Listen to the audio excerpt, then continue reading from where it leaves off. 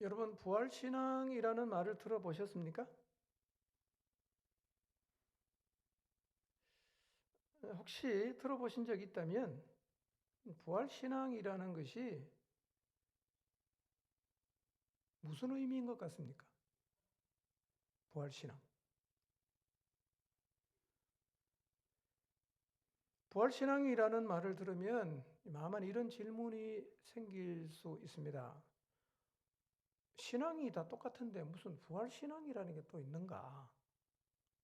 그렇게 따지면 십자가신앙, 재림신앙, 영생신앙, 뭐 그런 것도 있다는 말인가? 그런 질문이 생길 수 있어요. 근데 우리의 신앙은 그런 식으로 분류되지 않습니다. 그렇게 분류되지 않아요. 그리고 특별한 주제의 신앙이 따로 존재하지도 않습니다. 그럼 부활신앙이라는 이 표현이 무엇을 의미하는 걸까요? 부활신앙이라고 표현하는 것은 모든 그리스도인이 가지고 있는 신앙의 중심, 핵심에 부활이 자리 잡고 있어야 하고, 또 우리의 신앙이 부활의 바탕에 근거해서 세워져야 한다는 의미입니다.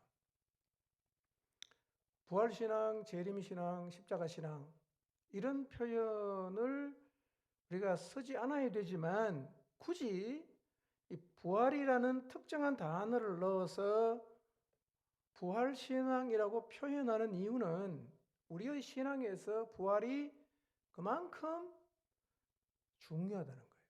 그만큼 중요하다는 말이에요.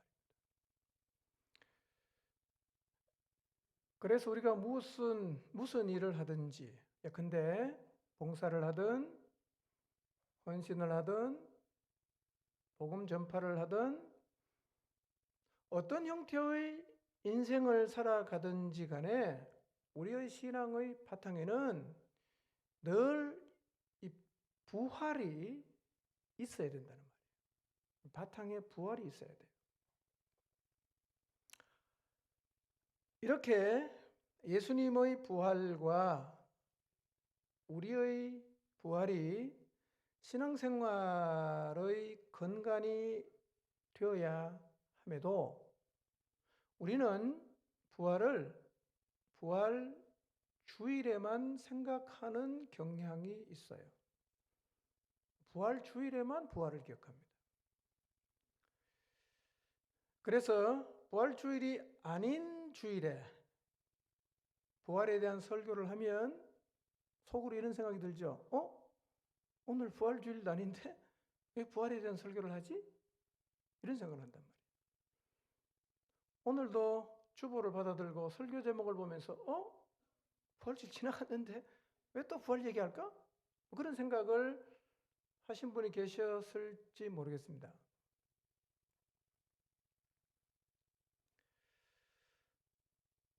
우리가 부활 주일에만 다루어야 하고 부활 주일에만 기억해야 한다고 생각한다면 그것은 우리가 부활을 너무 단편적으로 생각하고 있기 때문일 것입니다.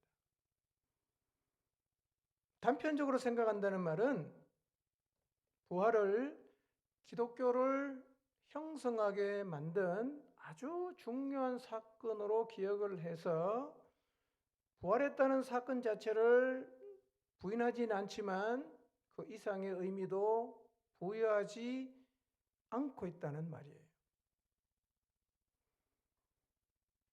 이렇게 부활을 그냥 죽었다가 살아났다 이렇게 단편적으로만 생각을 하게 되면 부활을 믿고 있어도 실제로 부활이 우리의 삶에 그다지 영향을 미치지 못하게 됩니다. 이것은 매우 중요한 것을 놓치는 것이고 사실은 엄청난 손실을 가져다 줍니다. 우리의 신앙에 엄청난 손실이 생겨요. 부활과 함께 따라오는 것이 엄청나게 많은데 우리는 부활을 믿고 있음에도 우리의 삶에는 변화가 일어나지 않을까요? 아마도 그것은 우리가 부활을 단편적으로 이해하기 때문입니다. 죽은 사람이 살아났다. 이것만 생각하는 거예요. 근데 부활이 그 정도가 아니라는 거예요. 엄청난 결과들이 부활과 함께 따라와요. 그게 뭔지를 알아야 돼요. 그리고 그것들의 영향을 받아야 됩니다. 이렇게 사는 것을 일컬어서 부활신앙이라고 말할 수가 있을 것입니다. 그러면 실제로 부활과 함께 따라오는 것, 부활과 함께 일어난 일, 일어나게 될 일은 구체적으로 무엇일까요? 이런 것들입니다. 예수 그리스도의 부활은 십자가의 효력을 확정했습니다. 예수 그리스도의 부활은 부활하신 예수님이 하나님의 아들이시오 세상을 구원할 구원자이심을 증명했습니다. 예수 그리스도의 부활은 구원의 역사를 완성했습니다. 부활은 구원의 마지막 퍼즐을 맞춘 것입니다.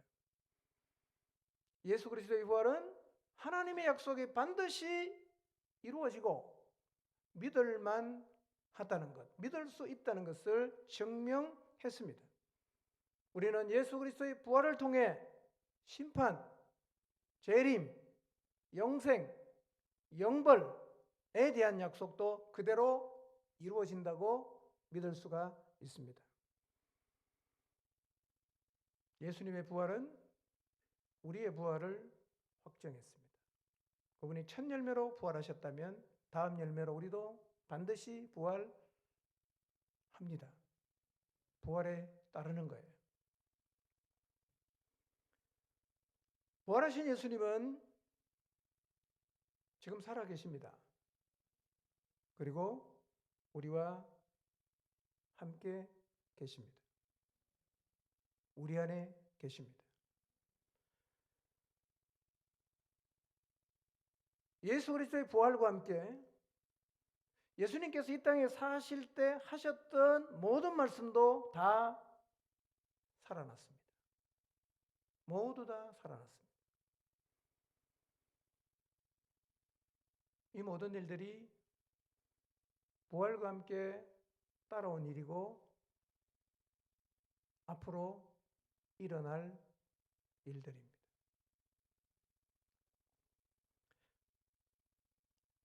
그러므로 우리가 부활을 진실로 믿는다면 부활에 뒤따른 이 일들도 같이 믿어야 합니다. 그리고 부활에 뒤따른 이 사건들이 실제 오늘 우리들의 삶에 영향을 줘야 합니다. 그것이 진짜 부활을 믿는다는 의미입니다. 이제 여러분 예수 그리스도의 부활을 생각할 때 죽은 사람이 살아났다 이것만 생각하지 마시고 이 부활과 함께 이루어진 사실까지 함께 생각하시기를 바랍니다. 부활하셨다 이것도 생각해야 돼요. 이쪽만 보지 말고 이쪽도 봐야 돼요.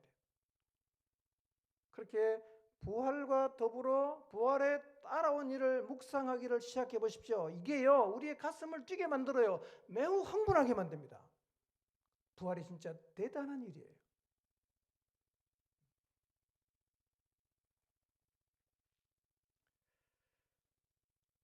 오늘은 부활과 함께 따라온 일들 그리고 부활과 함께 일어나게 되는 일들 가운데 너무 많지만 핵심이 되는 몇 가지만 살피겠습니다. 여러분이 기억을 하기 힘들 것 같아서 세 가지만 말씀드리겠습니다.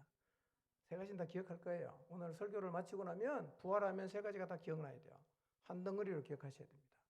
그리고 따라오는 이것들의 실제 영향을 받아야 됩니다. 이게 부활을 믿는다는 진짜 의미예요. 예.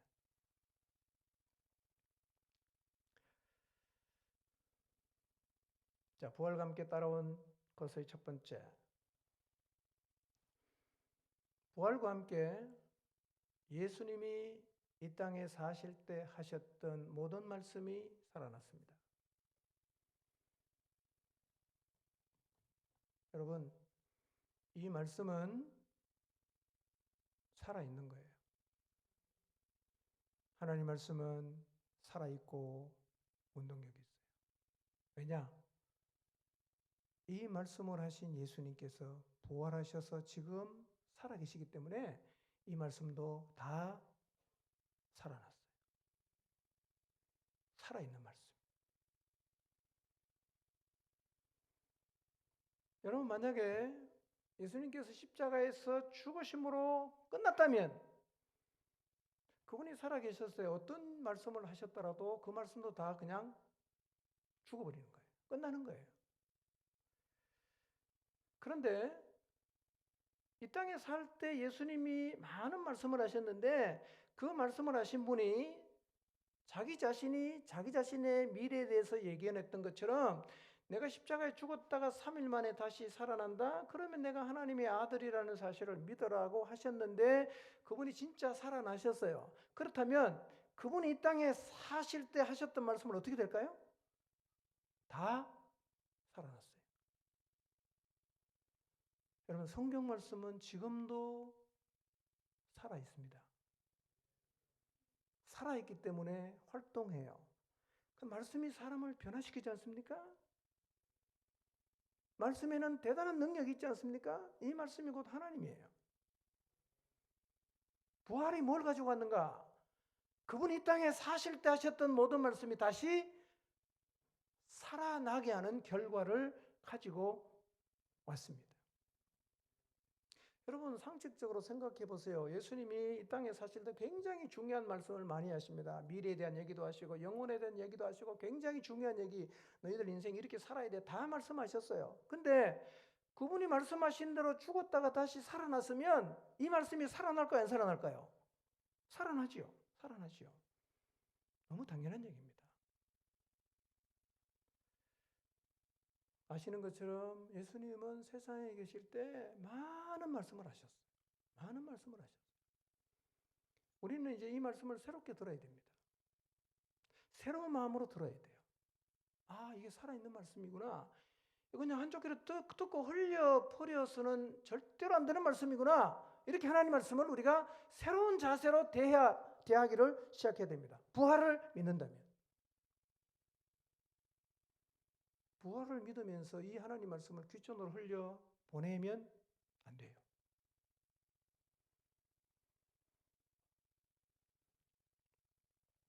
이제 예수님이 살아계실 때 무슨 말씀을 하셨는지가 매우 중요해졌습니다. 우리는 이제 인생을 어떻게 살아야 하는지를 알기 위해서라도 예수님께서 이 땅에 계실 때 무슨 말씀을 하셨는지를 찾아봐야 됩니다. 뭐라고 말씀하셨지? 어떻게 살라고 말씀하셨지? 그리고 귀를 기울여야 합니다. 그리고 살아있는 이 말씀, 한 말씀을 아주 무게감 있게 받아야 합니다. 절대로 무시하시면 안 돼요. 부활을 믿는다면 살아있는 이 말씀을 절대로 무시하시면 안 돼요. 예수님도 살아계셨을 때 자기의 말에 순종하라고 말씀하셨어요. 마태복음 7장 24절에서 27절 말씀 읽지 않겠습니다. 예수님께서 이렇게 말씀하세요. 나의 이 말을 듣고 행하는 자와 반대로 나의 이 말을 듣기는 하지만 행하지 않는 자의 결과가 무엇인지를 말씀하고 있어요. 결국 예수님이 말씀하시는 거예요. 내 말을 듣고 행해야 한다 라고 말씀을 하십니다. 그래서 예수 그리스도의 부활을 믿는 사람은 예수님께서 살아 계셨을 때 하신 말씀을 믿고 그 말씀대로 순종해야 합니다. 이것이 부활을 믿는 사람들의 신앙의 자세입니다. 자, 그러면 예수님께서 우리에게 하신 말씀이 뭘까요? 작게는 복음서죠. 직접 말씀하셨으니까. 그러나 이 성경 전체는 성령의 감동으로 기록이 되어 있어요. 하나님 아버지, 성자 예수님, 성령 하나님은 삼위일체예요. 이 성경이 성령의 감동으로 기록이 되었다면 좀 넓게 보면 이 모든 성경이 다 누구 말씀이에요? 예수 그리스도의 말씀이라고 볼 수 있어요. 그러니 우리는 이 성경 전체가 살아있는 하나님 말씀으로 기억하고 이 말씀에 순종해야 돼요. 여러분, 예수님이 살아계실 때 우리 보고 인생을 어떻게 살아야 된다고 말씀하신 게 궁금하지 않으세요? 뭐라고 주님이 말씀하셨는가 한번 듣고 싶지 않으세요?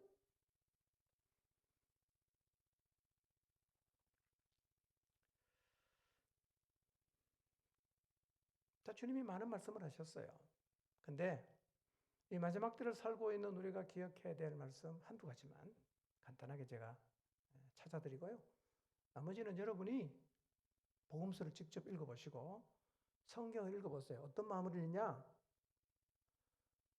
부활하신 예수님이 살아계실 때 우리 보고 뭐라고 말씀하셨지? 어떻게 살라고 말씀하셨지? 뭐가 중요하다고 말씀하셨지? 뭐를 잡아야 된다고 말씀하셨지? 알고자 하는 마음으로 다시 읽어보십시오. 들어보십시오. 그리고 잡으십시오. 마태복음 1장 16절에서 20절입니다. 읽지는 않겠습니다. 띄워는 주세요. 네. 잘 아시는 내용이죠. 예수님께서 시몬과 안드레를 만나셔서 이렇게 말씀하십니다. 나를 따라와라. 내가 너희를 사람 낚는 어부가 되게 하겠다고 하셨어요. 조금 더 가시다가 야고보와 요한 형제도 보시고 부르셨어요. 왜 부르셨는가? 예수님을 따르라고. 여러분, 예수님은 지금도 우리를 부르십니다. 나를 따르라고.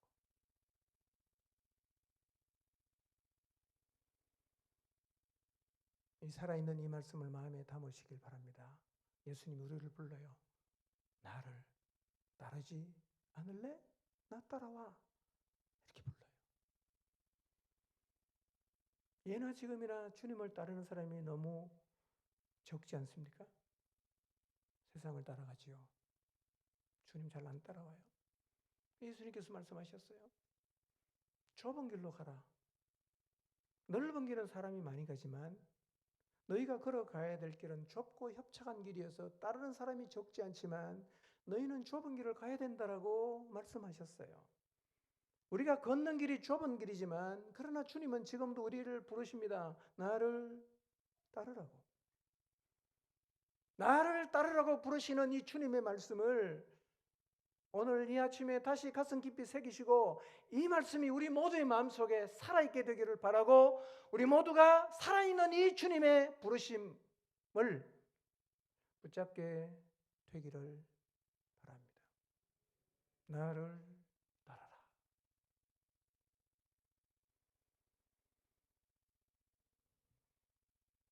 예나 지금이나 나를 따르라고 하시는 주님의 부르심에 순종하는 사람은 적은 것 같습니다. 빌립보서 1장 21절 22절을 한번 읽어볼까요? 시작.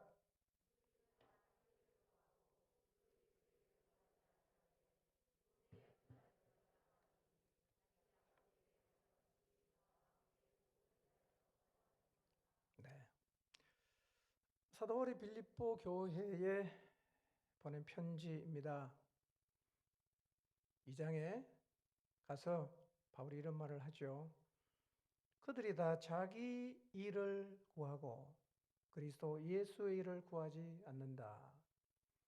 바울이 보니까 빌립보 교인 가운데 많은 사람이 다 자기 일만 구하고 있어요. 그리스도 예수의 일을 구하지 않았어요. 근데 그 빌립보 교회 가운데에서 한 명을 얘기합니다. 디모데. 그는 나와 함께 복음을 위하여 수고하였다라고 이야기를 합니다. 오늘 나는 무슨 일을 하고 있을까? 그리스도 예수의 일을 하고 있을까? 내 일을 하고 있을까를 한번 돌아보았으면 좋겠습니다. 주님은 우리에게 나를 따라오라고 부르십니다. 하나님은 우리가 복음을 위해 수고하는 자리에 서기를 원하십니다. 자기 일이 아니라 그리스도 예수의 일을 구하는 자리에 서시기를 바랍니다. 마태복음 6장 30절에서 33절입니다. 읽지는 않겠습니다. 6장을 쭉 읽어보면 25절부터 읽어보면 예수님께서 제자들을 향해서 말씀하세요. 무엇을 입을까? 무엇을 먹을까? 무엇을 마실까? 염려하지 마라. 이거는 다 하나님이 없는 이방인들이 구하는 것이다. 너희 하늘 아버지께서는 이 모든 것이 너희에게 있어야 한다는 사실을 알고 계신다. 그러니 이제 너희는 먼저 그의 나라와 의를 구하며 살아야 한다. 그러면 이 모든 것을 내가 너희에게 더해 주겠다라고 말씀을 하셨습니다. 여러분, 먼저 그의 나라와 의를 구한다는 의미를 한번 생각해 보십시오. 여러분의 삶 속에서 먼저 하나님의 나라와 의를 구한다는 의미가 무엇인지를 한번 생각해 보십시오. 그리고 오늘 나는 어떻게 살고 있는가도 한번 함께 생각해 보십시오.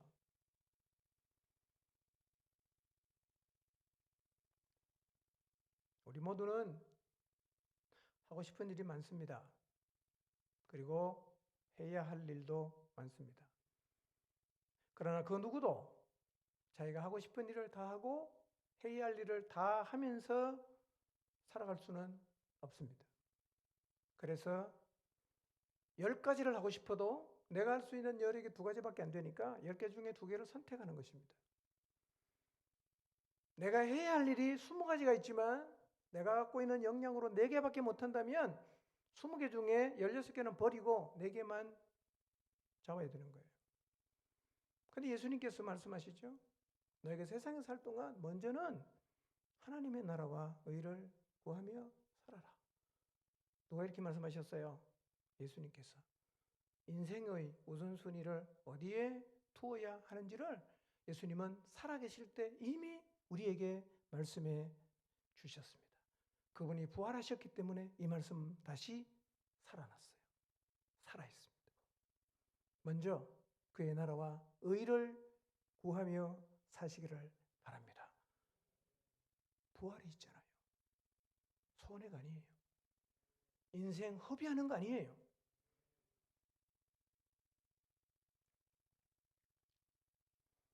요한복음 15장 4절에서 7절 말씀 띄워는 주시고 눈으로 읽어보십시오. 이 말씀은 십자가를 하루 앞에 둔 목요일 날 하신 말씀이에요. 요한복음 13장부터 17장까지는 예수님께서 십자가에 달려 죽으신 금요일 하루 전 목요일 날 다 하신 말씀이에요. 자, 이제 예수님은 내일 세상을 떠나가세요. 남겨진 제자들에게 인생을 어떻게 살아야 되는지 가르쳐 줘야 되잖아. 많은 말씀을 하셨어요. 그 중에 하나가 요한복음 15장이에요. 굉장히 중요한 말씀이에요. 주님 이렇게 말씀하시는 거예요. 얘들아, 가지가 포도나무에 붙어 있지 않으면 스스로는 절대로 열매를 맺을 수 없다. 그처럼 너희도 나한테 붙어 있지 않으면 아무런 열매도 맺을 수 없다라고 말씀하셨어요. 나한테 붙어 있어야 돼. 나한테 붙어 있어야 돼. 이 얘기를 하신 거예요. 여러분, 이 말씀 굉장히 중요한 말씀입니다. 다르게 말하면 이런 거예요. 늘 너희들 나와의 관계 안에서 살아야 한다. 너희들 내 하나님 아버지하고 어떻게 관계를 맺고 사는 거 봤지? 내가 기도하는 거 봤지? 내 안에 말씀이 늘 살아있는 거 봤지? 너희도 내가 아버지와의 관계를 맺고 사는 것처럼 너희도 그처럼 나하고 관계를 맺으면서 살아야 돼. 붙어 있어야 돼. 붙어 있지 않으면 아무것도 할 수가 없어. 라고 말씀하셨어요. 여러분, 이 말씀을 마음에 꼭 새기시기를 바랍니다. 우리가 예수님에게 붙어 있지 않으면 아무것도 할 수가 없어요. 과장법이 아닙니다. 아무것도 할 수가 없습니다. 어쩌면 우리 모두는 영적으로 메말랐던 경험을 갖고 있을 것입니다. 하나님과의 관계가 일시적으로 단절되어 살았던 경험을 가지고 있을 것입니다. 그때를 한번 생각해 보십시오. 여러분의 삶에 하나님이 맺게 하시는 열매가 있던가요? 아무것도 할 수가 없어요, 우리는요. 우리가 이 땅에서 주님의 부르심을 받고 구원받은 하나님의 사람으로 하나님이 맺게 하시는 열매를 맺으려고 하면 방법은 딱 하나, 붙어 있어야 돼요. 그분과의 깊은 교제 가운데 사는 것. 이것만이 우리가 이 땅에서 하나님이 기대하시는 열매를 맺을 수 있는 유일한 길이에요. 예수님 말씀 기억하십시오. 이 말씀 살아있어요. 나한테 붙어 있어야 돼. 너희 내 안에 거해야 되고 내 말이 너희 안에 거해야 돼. 너 이거 잊어먹지 마. 그렇게 주님께서 당부하시는 것입니다. 날마다 기도하시나요? 여러분의 마음속에 늘 하나님 말씀이 살아있나요? 이거 회복하셔야 돼요. 이거 안 되면 여러분의 삶을 통해서 아무런 열매도 맺을 수가 없습니다. 아무것도 안 된다 그랬어요. 예수님 말씀하셨어요. 절대로 과장법 아닙니다. 여러분, 원둥기에서 떨어진 가지가 열매 맺는 거 보신 적 있습니까? 없죠? 여러분, 예수님이 뭐라고 말씀하신지 아십니까? 나는 아버지께서 하시는 일을 보지 않고는 아무것도 스스로는 할 수가 없다. 이렇게 말씀하셨어요. 예수님이 그렇게 말씀하셨어요. 예수님이 하늘에 계신 아버지와 관계를 맺고 사셨던 것처럼 우리도 예수님과 그렇게 관계를 맺으며 살아야 합니다. 주님의 당부예요. 이렇게 살아야 돼. 나한테 붙어 있어야 된다. 내 말이 늘 너희 안에 살아 있어야 된다. 내 말이 너희 마음속에 늘 머물러 있어야 된다. 그렇게 예수님께서 말씀하신 거예요.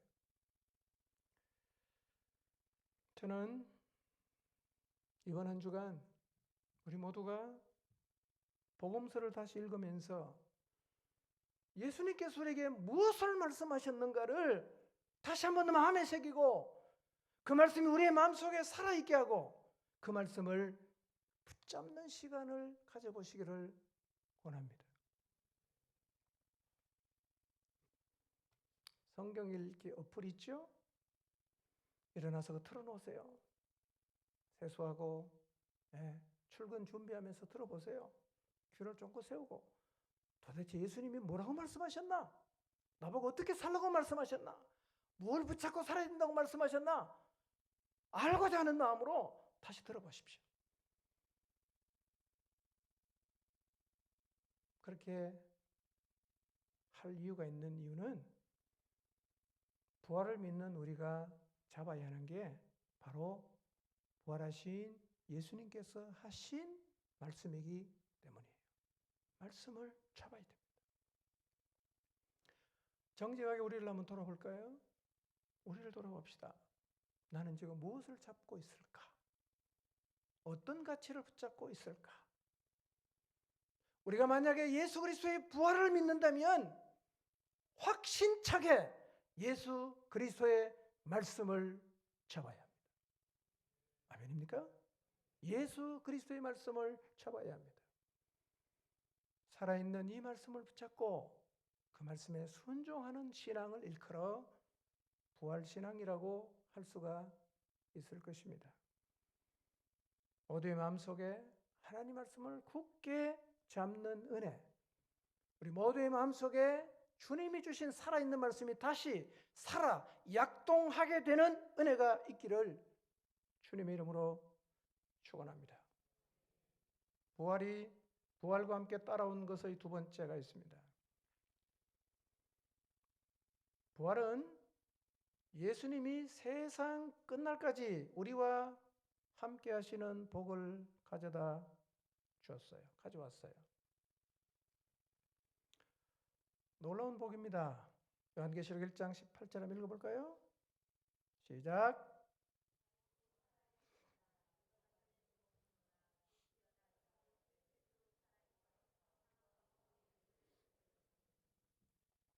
사도 요한이 밤모섬에서 성령의 감동이 되어 환상을 봤는데 환상 가운데 인자를 봤어요. 요한이 그 인자의 환상을 보면서 너무 두려워서 엎드러져 죽은 자 같이 되었다. 거의 기절했단 말입니다. 실신했어요. 그렇게 쓰러져 있는데 그 인자가 오셔서 오른손을 요한에게 얹고 이렇게 말씀하세요. 두려워 말라. 나는 처음이요 마지막이니 곧 살아있는 자라. 내가 전에 죽었으나 이제는 영원히 살아있어 사망과 지옥의 열쇠를 가지고 있다. 그 말씀을 하셨습니다. 요한은 부활하신 주님을 만났어요. 예수님 부활하셨기 때문에 살아계신 것 당연하겠죠? 그렇죠? 그럼 뭐 하실까요, 지금? 어디 계실까요? 하늘나라에서 푹 쉬시고 계실까요? 그분이 이런 약속을 우리에게 주셨습니다. 마태복음 28장 20절 읽겠습니다. 시작. 내가 너에게 분부한 모든 것을 가르쳐 지키게 하라. 볼지어다 내가 세상 끝날까지 너희와 항상 함께 있으리라 하시니라. 부활하시고 승천하시기 전에 모여있는 제자들에게 대사명을 주십니다. 잘 알고 있는 말씀이죠. 모든 민족을 제자로 삼아서 아버지와 아들과 성령의 이름으로 침례를 주고 내가 너에게 분부한 모든 것을 가르쳐 지키게 하라는 대사명을 주셨는데 주님이 마지막으로 남긴 말씀이 이것일 수밖에 없는 이유는 그것이 주님의 목적이셨기 때문이에요. 세상을 구원하러 오셨기 때문에 구원의 역사를 완성하시고 남기고 싶은 얘기가 뭐겠어요? 이 구원의 소식을 모든 민족에게 전파라는 거 아니겠어요? 그렇게 대사명을 주신 다음에 그 다음에 주님이 하신 말씀이 이거예요. 내가 세상 끝날까지 너희와 항상 함께 있겠다. 이렇게 말씀하셨어요. 여러분, 부활하신 예수님께서 우리와 세상 끝나는 날까지 항상 함께 있겠다고 하신 말씀이 솔직하게 어떻게 들리세요? 감격스럽습니까? 확신이 생기십니까? 아니면 다 아는 얘기인데 누가 모르나? 그렇게 들리십니까? 어쩌면 우리는 성경에서 말씀하고 있는 매우 중요한 약속들을 그냥 상투적인 얘기로 다 흘려 보내고 있을지 몰라요. 여러분, 예수님이 지금 여러분과 함께 계시나요? 부활하신 예수님이? 한번 보세요. 계십니까? 생각해 보세요. 아, 부활하신 예수님이 나와 함께 계시는구나. 여러분, 세상 끝날까지 우리와 함께 하겠다는 이 말씀을 부활과 연관해서 한번 생각해 보십시오. 예수님이 부활하신 게 확실하다면 예수님 살아계신 거 분명하지요? 그렇죠? 부활했으니까 살아계신 거 맞잖아요. 그분이 약속하셨어요. 내가 세상 끝나는 날까지 너희와 함께 있겠다. 여러분, 여러분과 함께 하시는 예수님을 날마다 생각하면서 사시기를 바랍니다. 아, 예수님 나와 함께 계시지. 예수님 나와 함께 계시지. 이거를 한순간도 잊지 마십시오. 안타까운 일이 뭐냐? 믿음이 없고 주님과의 관계가 자주 끊어지는 우리는 예수님이 우리와 함께 한다는 사실을 자주 까먹을 뿐만 아니라 그것이 얼마나 대단한 건지조차 모르고 있어요.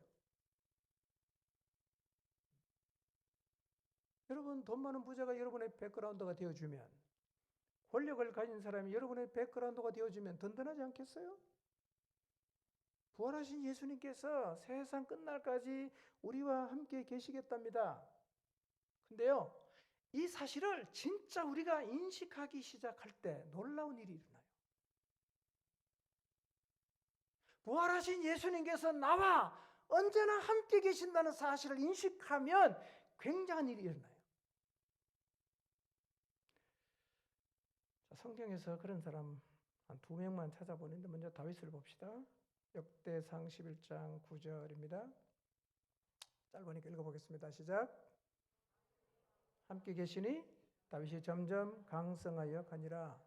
만군의 여호와께서 함께 계셨다. 다윗이 강성했다. 뭐 이런 표현은 성경에 여러 번 나와요. 근데 이거보다 중요한 게 있어요. 이거보다 중요한 거.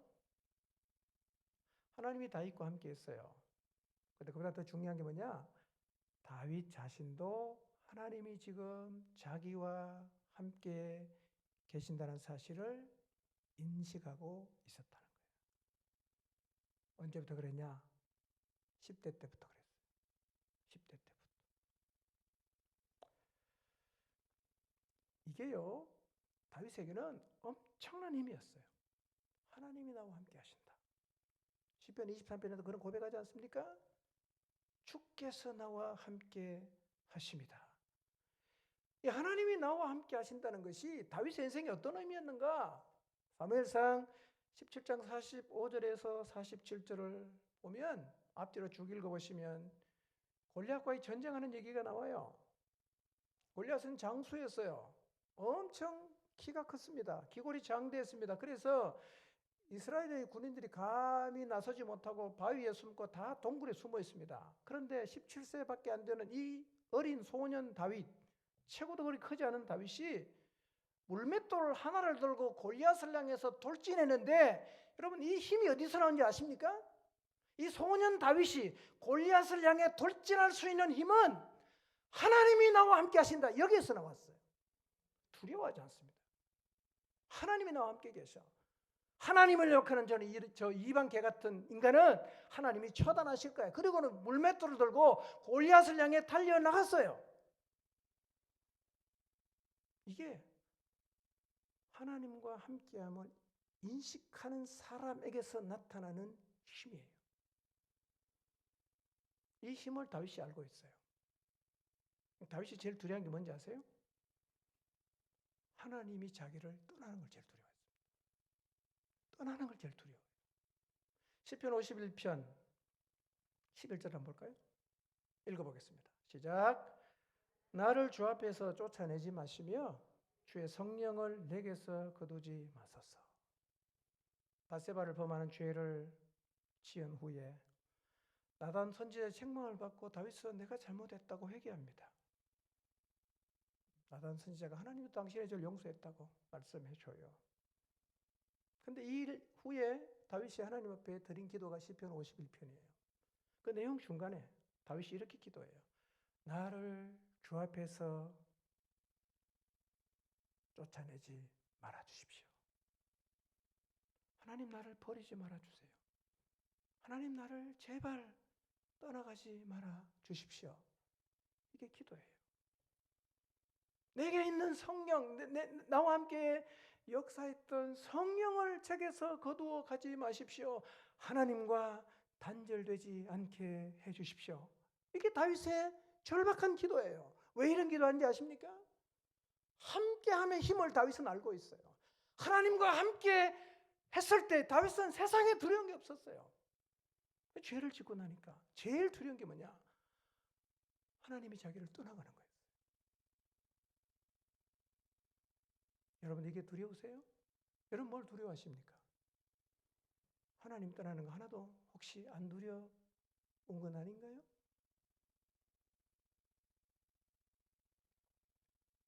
요셉도 그랬어요.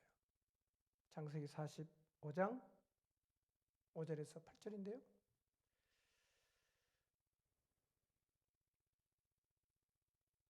창세기 45장은 17세 때 은 20에 팔려서 애국으로 팔려갔던 요셉이 곡식을 구하러 온 형들 앞에서 자기가 요셉이라는 사실을 밝히는 아주 극적인 자리예요. 그 자리에서 요셉이요, 이런 표현을 4번 반복합니다. 여러분 5절에서 8절까지 받아보면 여러분 눈에 노랗게 보이는 거 있죠? 그 표현을 주의해서 보시기를 바랍니다. 요셉이 이렇게 말해요. 하나님이 생명을 구원하시려고 나를 당신보다 먼저 보냈다. 하나님이 큰 구원으로 당신들의 생명을 보존하고 당신들의 후손을 세상에 두시려고 나를 당신보다 먼저 보냈다. 8절에 나를 이리로 보낸 이는 당신들이 아니요 하나님이다. 그 다음에 하나님이 나를 바로에게 아버지로 삼으셨다. 여러분 이 짧은 구절에서 하나님이 자기를 보냈다는 얘기를 4번이나 반복합니다. 4번씩이나. 그러니까 결국은 이 요셉의 마음속에는 그게 가득 들어있는 거예요. 하나님이 하셨다 이게 가득 들어있는 거예요. 계속 말만 열면 입만 열면 그 말이 나오는 거죠. 여러분 노예로 잡혀갔어요. 죄수가 또 되었습니다. 억울하지요? 요셉은 하나님이 자기와 함께 한다는 사실을 알고 있습니다. 인식하고 있어요. 그러니까 견뎌내는 거예요. 노예로도 견뎌내고 억울하게 누명 쓰고 감옥 가도 함께 하시는 하나님 때문에 견뎌내요. 이게 하나님이 함께 하신다는 사실을 인식하는 사람이 가질 수 있는 힘이에요. 고난도 견딜 수 있어요. 억울함도 견딜 수 있어요. 하나님 나와 함께 하시니까. 뿐만 아니라 애국뿐만 아니라 사실은 그 당시 온 세상을 먹여 살려야 되는 막중한 책임을 가진 총리가 되었어요. 요셉이 대학을 나왔습니까? 17살에 잡혀가고 노예살이 하다가 감옥 갔다가 나왔어요. 어떻게 나라를 통치합니까? 그러나 함께 하시는 하나님 때문에 너무 지혜롭게 그 총리의 역할도 잘 감당을 합니다. 요셉은 이 모든 일이 자기와 함께 하시는 하나님으로 인한 것이라는 사실을 너무 잘 알고 있어요. 그래서 요셉은 자기의 삶을 말할 때 언제나 이렇게 말합니다. 하나님이 이렇게 말하는 거예요. 근데 하나님이 다윗이나 요셉과만 함께 하시나요?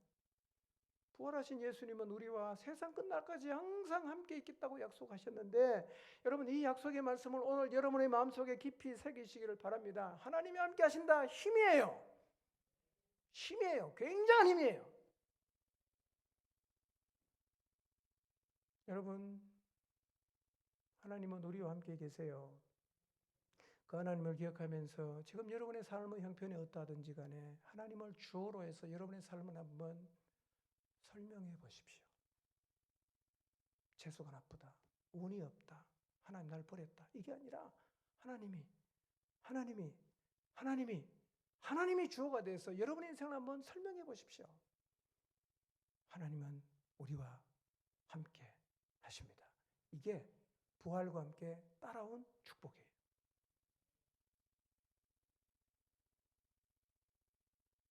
지금도 우리와 함께 하시는 하나님 인식하십시오. 그리고 함께함의 힘을 여러분도 갖게 되시기를 바랍니다. 마지막 3번째, 부활과 함께 뭐가 따라왔는가? 여러분 부활과 함께 따라온 것은 기쁨과 소망이에요. 이게 따라왔어요. 지난주에도 잠깐 언급했습니다. 너무 중요한 거예요.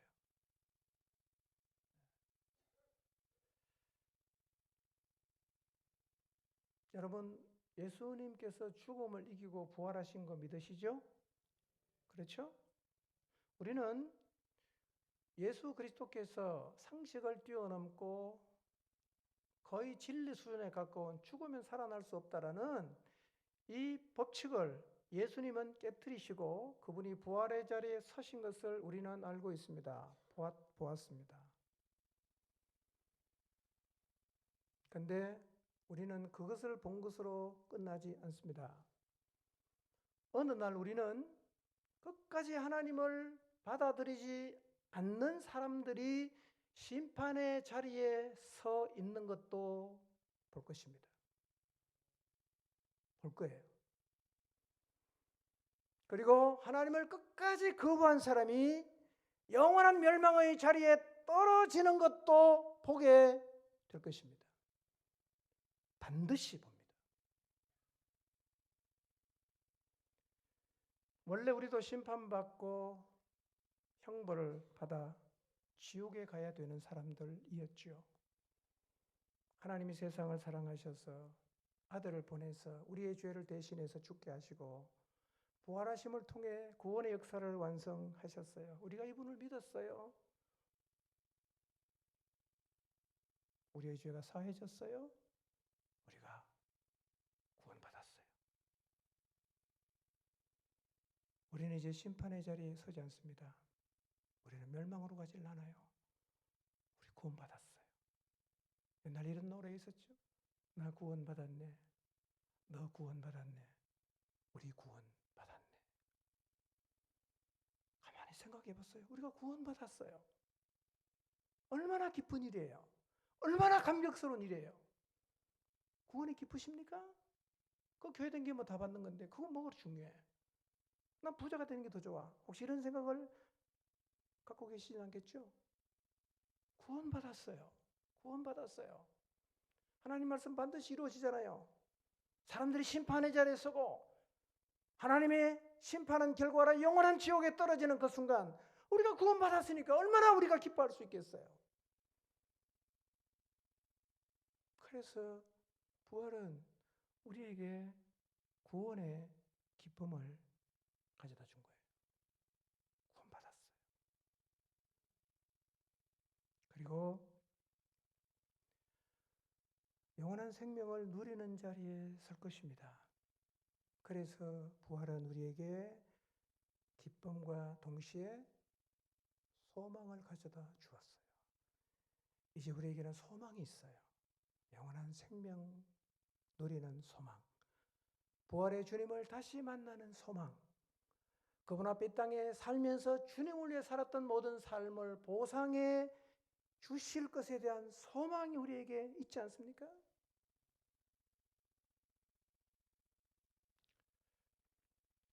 부활을 묵상하는데요. 문득 제 마음속에 이 찬양이 떠올랐어요. 부활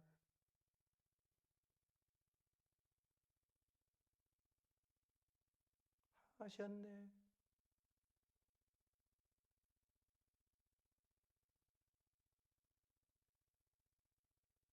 여러분, 부활하셨다는 말은 다른 말로 하면 구원받았네.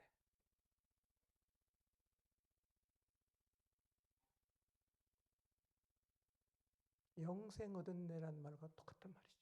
똑같은 말입니다. 예수님 부활하셨어요.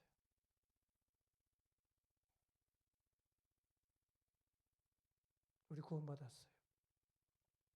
영원한 생명 얻었어요. 예수님 다시 사셨어요. 부활을 노래해야 합니다.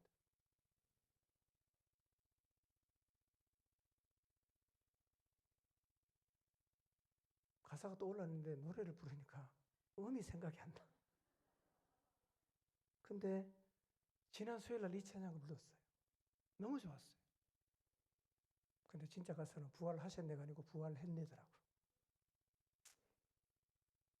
오늘 결단의 시간에 이 찬양을 같이 부를 거예요. 주님 부활하셨다. 노래해야 할 일이죠. 노래해야 할 일입니다. 여러분, 예수님 부활하셨어요. 부활하셨어요. 구원받았어요. 영생 얻었어요. 시편 51편 12절을 봅니다. 읽읍시다. 시작. 주님께서 베푸시는 구원의 기쁨을 내게 회복시켜 주시고 내가 지탱할 수 있도록 내가 자발적인 마음을 주십시오. 이 시편 51편은 다윗이 바세바를 범하는 죄를 지은 후에 회개함으로 통회함으로 적은 기도문이에요. 12절의 기도가 이거예요. 주님, 죄로 인해 잃어버린 구원의 기쁨 제게 다시 회복시켜 주십시오. 여러분, 구원의 기쁨이 있으신가요? 구원의 기쁨이 있으세요? 지금 당장 돈이 안 생기고 가난하게 살지만 내가 영원한 멸망에서 구원을 받았다는 그 기쁨을 혹시 여러분 갖고 계시나요? 그리스도인에게 이 기쁨이 있어야 돼요. 우리도 기쁨을 잃었다면 다윗처럼 기도해야 됩니다. 주여, 구원의 기쁨을 회복시켜 주십시오. 기도해요.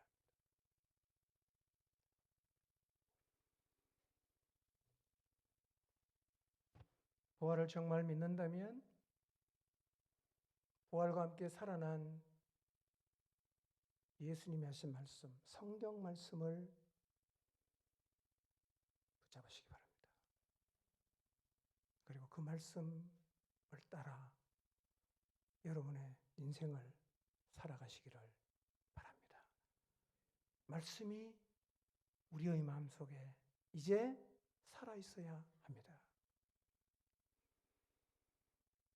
여러분, 부활을 정말 믿는다면 나와 주님이 함께 계신다는 사실을 한시라도 잊지 마시고 이론이 아니라 주님이 나와 함께 계신다는 사실이 내가 겪는 모든 상황을 이기게 하는 힘으로 경험되시기를 바랍니다. 그리고 나와 함께 하시는 하나님, 그냥 놀러 오신 게 아니라 내 삶의 주인이 되셔서 내 삶을 이끌어 가시니까 이제 내 인생에 하나님이 주어가 되어 인생을 말하게 되시기를 바랍니다. 하나님이 하셨어. 하나님이 하셨어. 하나님이 하셨어. 그리고 부활을 정말 믿는다면 구원의 기쁨, 영생의 소망이 마음속에 넘치게 되시기를 바랍니다. 예수님의 부활을 믿었던 제자들처럼 동일하게 예수 그리스도의 부활을 믿는 믿음 때문에 삶이 이전과는 완전히 다르게 새로워지는 은혜가 우리 모두에게 있기를